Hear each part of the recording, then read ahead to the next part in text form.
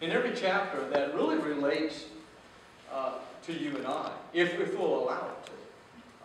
If we'll study the Word and read the Word, and we can apply that to ourselves. You know, because sometimes we read about the things that happen to people, and we read about it almost like in a storybook theme. Well, it was all about them, but it's not about me today. And we read about it, and you know, we think about, look what happened to them, but we don't think that it needs to be applied to our lives. But I think that every time we read about an individual or something that takes place in the Scriptures, we need to look back. We need to look at it, and we need to say, does this apply to me? Is this relevant for me today? Because every Scripture is relevant for you and I today. And so is there something that I can learn?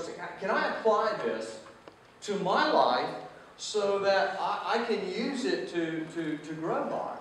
You know, 2 Timothy 3:16 says, all Scripture is given by inspiration of God, and is profitable for doctrine, for reproof, for correction, for instructions in righteousness, that the man of God, and let me be inclusive and say that the woman of God also may be perfect, thoroughly furnished unto all good works.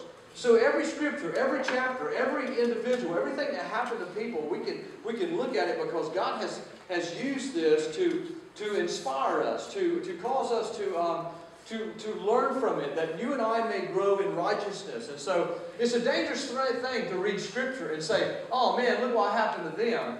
I sure am glad that happened to them and not happened to me today.